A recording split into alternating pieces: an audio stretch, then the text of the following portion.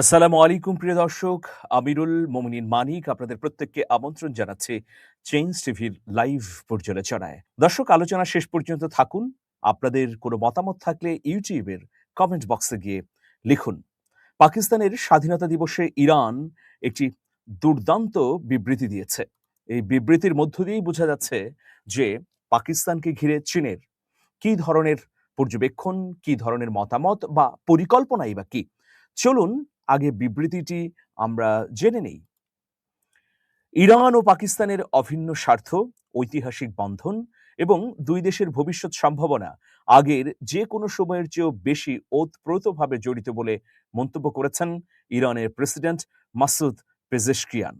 পাকিস্তানের ৭৯তম স্বাধীনতা বার্ষিকী উপলক্ষে এক বিশেষ অভিনন্দন বার্তায় তিনি এই অভিমত ব্যক্ত করেন।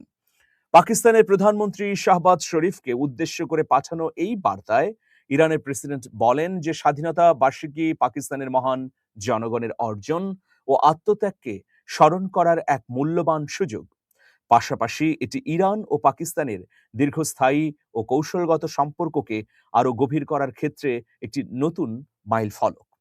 ইরানি গণমাধ্যমের বরাতে আন্তর্জাতিক বার্তা সংস্থা প্রেস টিভি জানিয়েছে, প্রেসিডেন্ট পেজেশকিয়ান দুই দেশের মধ্যকার গভীর ঐতিহাসিক, সাংস্কৃতিক, ঐতিহ্যগত, সভ্যতামূলক এবং পারস্পরিক চমৎকার বন্ধুত্বের কথা উল্লেখ করেন।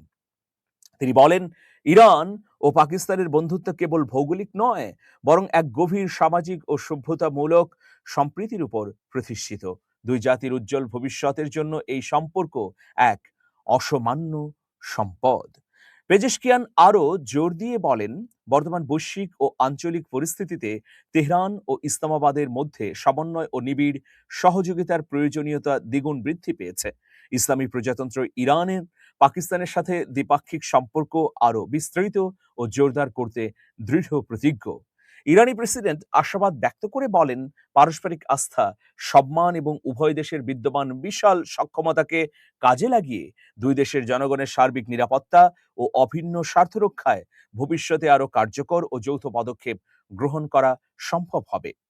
অসাধারণ এক বার্তা দিয়েছেন ইরানের প্রেসিডেন্ট পাকিস্তানের জন্য। এই বার্তার মধ্য দিয়ে কয়েকটি দিক উন্মোচিত হয়েছে। প্রথম দিক হচ্ছে, আপনারা সবাই জানেন যে পাকিস্তান, তুরস্ক এবং সৌদি আরব একটি প্রতিরক্ষা চুক্তি করেছে। এটাকে মক্কা চুক্তি বলা হচ্ছে। এই চুক্তির কারণে তিনটি দেশের একটি দেশ যদি আক্রান্ত হয়, তাহলে অপর দুটি দেশ যুদ্ধে অংশগ্রহণ করে শত্রুকে পরাস্ত করবে। ন্যাটো জোটের মধ্যে যেভাবে এই ধরনের শর্ত যুক্ত করা হয়েছে, একইভাবে মক্কা চুক্তির মধ্য দিয়ে তিন দেশ তার সুরক্ষার জন্য নিবিড়ভাবে কাজ করার প্রতিশ্রুতি দিয়েছে। এই মক্কা চুক্তিটি সম্পন্ন হবার পর অনেকেই এই প্রশ্ন উঠিয়েছিলেন যে তাহলে এখন ইরানের বিরুদ্ধে তিন শক্তিশালী মুসলিম রাষ্ট্র কি মাঠে নেমে গেল? আদতে তা কিন্তু নয়। আজকের বিবৃতির মধ্য দিয়ে এটা স্পষ্ট হয়ে গেল যে পাকিস্তানের সঙ্গে ইরানের সম্পর্ক আরো উত্তরোত্তর বৃদ্ধি পাচ্ছে।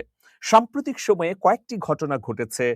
এক হচ্ছে যে, আপনারা জানেন পাকিস্তানের মধ্যস্থতার মধ্য দিয়ে মার্কিন যুক্তরাষ্ট্র এবং ইরানের মধ্যে নানা ধরনের সমঝোতা সম্পন্ন হয়েছে, যেটা অসম্ভব ব্যাপার ছিল। ইরানের ব্যবসা বাণিজ্যকে অব্যাহতভাবে নিরবচ্ছিন্ন রাখতে পাকিস্তান তার বন্দরগুলোকে ব্যবহারের সুযোগ করে দিয়েছে। ফলে ইরান তার বাণিজ্যকে এখন মধ্য এশিয়ার রাষ্ট্র তাজিকিস্তান, কিরগিজস্তান, কাজাখস্তান এগুলোতে নিয়ে যেতে পারছে। এটাও খুব গুরুত্বপূর্ণ। এই ইরান এবং যুক্তরাষ্ট্রের মধ্যে যুদ্ধকালীন পরিস্থিতিতেই কিন্তু এই সুযোগটি উন্মুক্ত করে দিয়েছে ইরানের জন্য পাকিস্তান। এখানে দেখুন, পাকিস্তানের সঙ্গে এই যুদ্ধকালীন মুহূর্তের মধ্যেই ব্যবসা বাণিজ্যে আরো নানা ধরনের নতুন চুক্তিও সম্পাদিত হয়েছে। কারণ দুটি দেশ একদিকে যেমন তাদের সীমান্ত রয়েছে, অন্যদিকে অভিন্ন স্বার্থ রয়েছে।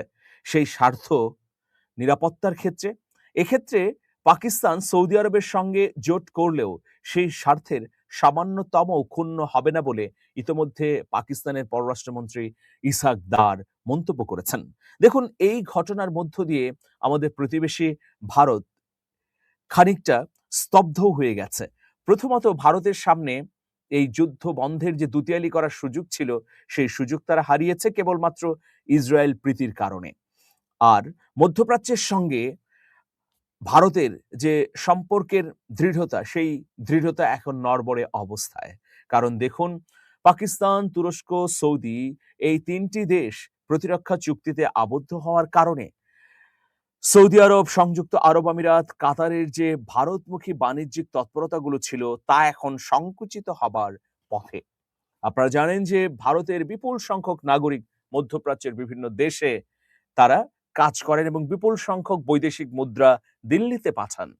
কিন্তু এই ত্রিদেশীয় চুক্তিটি যে কেবল সামরিক ক্ষেত্রেই সীমাবদ্ধ থাকবে তা কিন্তু নয়, বরং এটি বাণিজ্যিক বিস্তৃতির ক্ষেত্রেও কাজ করবে। যেমন ত্রিদেশীয় চুক্তির কারণে তুরস্ক সৌদি আরবের সঙ্গে আরো বহুবিধ বাণিজ্যিক কার্যক্রম চালানো শুরু করেছে। একটা রেল যোগাযোগ শুরু হতে যাচ্ছে, যেটা উসমানীয় সাম্রাজ্যের সময় ছিল সৌদি আরব থেকে তুরস্ক পর্যন্ত। সেটা কিন্তু পুনরুজ্জীবিত হচ্ছে। দর্শক, ১৬ সালে তুরস্ক এবং সৌদি আরবের মধ্যে ভয়াবহ আহ, মানে তলানিতে চলে যায় সম্পর্ক। আপনারা জানেন যে একজন সাংবাদিককে হত্যার ঘটনাকে কেন্দ্র করে এই ঘটনাটি ঘটেছিল। সেই সময় রিয়াদ এবং আঙ্কারা একদম অহিনকুল সম্পর্কে চলে যায়, পরস্পর বিরোধী অবস্থানে দাঁড়িয়ে যায়।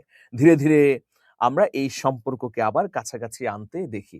এই মুহূর্তে সৌদি আরব এবং তুরস্কের মধ্যে অসাধারণ এবং অনন্য উচ্চতার একটি সম্পর্ক বিরাজ করছে।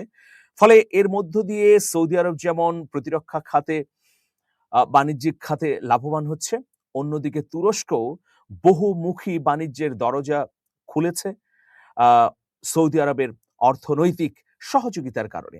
পাকিস্তানকে সমৃদ্ধ, উন্নত এবং স্থিতিশীল একটি অর্থনৈতিক ব্যবস্থা উপহার দিতে সৌদি আরব নিরন্তরভাবে কাজ করে যাচ্ছে। অনেকটা নীরবেই পাকিস্তানের অর্থনীতিকে সঠিক জায়গায় নিয়ে যেতে সৌদি আরব বিলিয়ন বিলিয়ন পেট্রোডলার খরচ করছে। এটা কারো অজানা নয়। সম্পর্ক বা চুক্তির মধ্য দিয়ে এই বিষয়গুলো আরো লিখিত বা পাকাপোক্ত হলো। দর্শক দেখুন, সুতরাং ভারত নানাভাবেই ক্ষতির মুখে পড়েছে। এই যে ইরানের প্রেসিডেন্টের বিবৃতি, এর মধ্য দিয়ে পাকিস্তান এবং ইরানের মধ্যে সম্পর্ক যে সামান্যতম ক্ষতির মুখে পড়েনি সেটাই আমরা দেখতে পেলাম। ইরানের প্রেসিডেন্ট মাসুদ পেজেশকিয়ান স্পষ্টভাবেই বলেছেন যে পাকিস্তান এবং ইরানের মধ্যে যে সম্পর্ক, এটা মূল্যবান সম্পদ। দুদেশের সম্পর্ক আরো এগিয়ে নিয়ে নতুন নতুন পথে কিভাবে অগ্রগতি উন্নয়ন ঘটানো যায়, সেই বার্তাই কিন্তু ইরানের প্রেসিডেন্ট দিলেন। ইরানের প্রেসিডেন্ট এই কথাটিও বললেন যে দুই দেশেরই বহু ধরনের সক্ষমতা আছে, সেগুলোকে কাজে লাগাতে হবে। তো ফলে আমরা কি দেখছি যে ইরান পাকিস্তানের মধ্যে সম্পর্ক জোরদার হওয়া মানে মধ্যপ্রাচ্য থেকে মার্কিন যুক্তরাষ্ট্র, ইসরায়েলের কিক আউট হয়ে যাওয়া। এখন মধ্যপ্রাচ্য, মধ্য এশিয়া, দক্ষিণ এশিয়া এই পুরো ভূখণ্ডে, পুরো ভূভাগে কেবলমাত্র ইসরায়েলের বন্ধু স্পষ্টভাবে নরেন্দ্র মোদী এবং তার বিজেপি সরকার। আর সংযুক্ত আরব আমিরাত বন্ধুত্ব বহাল রাখতে চাইলেও মধ্যপ্রাচ্যের রাষ্ট্রগুলোর চাপের কারণে একদম কোণঠাসা পরিস্থিতিতে আছে। আর তারা তো ইতিমধ্যে ইরানের সঙ্গে গোপন চুক্তি করেছে তাদের দেশে যেন ইরান কোনোভাবেই হামলা না করে, বিনিময়ে তারা অর্থ দিচ্ছে। এটাই হচ্ছে বাস্তবতা। তো প্রিয় দর্শক, এই কথাই প্রমাণিত হচ্ছে যে পাকিস্তানের সঙ্গে এখনো দুর্দান্ত প্ল্যান রয়েছে ইরানের, এবং এর মধ্য দিয়ে আমরা দেখতে পেলাম যে ভয়াবহ একটা বিপর্যয়ের মুখেই পড়ছে ভারত। আর অন্যদিকে সৌদি আরবের অখুশি হওয়ার যে পরিস্থিতি, সেটা আসলে দৃশ্যমানভাবে দেখা গেলেও আমার মনে হয় যে দিন শেষে সৌদি আরব এতে আহ, অখুশি হবে না বা অসন্তুষ্ট হবে না। কারণ মধ্যপ্রাচ্যের সম্পর্ককে আসলে একভাবে বিশ্লেষণ করলে ভুল হবে। কারণ দেখুন, মধ্যপ্রাচ্য নানা ধরনের সমীকরণের মধ্যে রয়েছে। সুতরাং আমরা যদি এখন বলি যে সৌদি আরবের সঙ্গে পাকিস্তানের চুক্তি হয়েছে বলেই কেবল ক্ষুব্ধ হবে ইরান, তা কিন্তু নয়। তো সুতরাং ইরানের সঙ্গে পাকিস্তানের সম্পর্ক উন্নয়ন ঘটা মানে প্রতিবেশী দেশ হিসেবে বাংলাদেশেরও লাভবান হওয়া। প্রিয় দর্শক, আমরা এই আলোচনা শেষ করব একটা ঘোষণা দিয়ে। হাদি ফিরলেন রাষ্ট্রপ্রধান হয়ে। এই গ্রন্থটি আপনারা সংগ্রহ করবেন। এটিতে বাংলাদেশকে ঘিরে যে এক্সট্রা টেরিটরি কনস্পিরেসি আছে তার মুখোশ খুলে দেওয়া হয়েছে। শুধু সংগ্রহ নয়, আপনাদের বন্ধুদেরকে উপহারও দেবেন। স্ক্রলে দেখানো নাম্বারে ফোন করে আপনারা সংগ্রহ করতে পারেন। ভালো থাকবেন। শুভেচ্ছা নিরন্তর। আল্লাহ হাফেজ।